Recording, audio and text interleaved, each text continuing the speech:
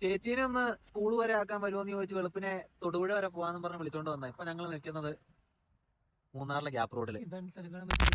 YouTube രാവിലെ ഒരുത്തർ 5 മണിക്ക് വിളിച്ചിറക്കി ചേച്ചീനെ സ്കൂളിൽ ഡ്രോപ്പ് ചെയ്യണം, തൊടുപുഴയില വരാൻ പറഞ്ഞ് വിളിച്ചിറക്കിക്കൊണ്ട് വന്നപ്പോൾ അറിഞ്ഞത് ഇടുക്കി ജില്ലയിലെ ഏതോ മലയുടെ മുകളിലുള്ള സ്കൂളിൽ വന്ന് നിൽക്കാൻ. ഞങ്ങൾ വെളുപ്പിന് 5 മണിക്ക് പുറപ്പെട്ടുകൊണ്ട് തന്നെ രാവിലെ 7:15 ഞങ്ങൾ സ്കൂളിലെത്തി.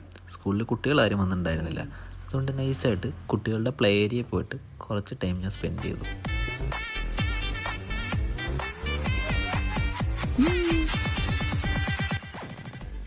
തൊടുപുഴയ്ക്കെന്ന് പറഞ്ഞിറങ്ങിയിട്ട് ഇപ്പം അടിമാലിക്ക് പോവാ ഗൈസ്. അടിമാലിയിൽ നിന്ന് ഞങ്ങൾ നേരെ മൂന്നാർ പിടിച്ചു. മൂന്നാർ ടൗണിലെത്തിയാണ് ബ്രേക്ക്ഫാസ്റ്റ് കഴിച്ചത്. ഫുഡ് കഴിച്ച് ഞങ്ങൾ നേരെ ഗ്യാപ്പ് റോഡ് പിടിച്ചു.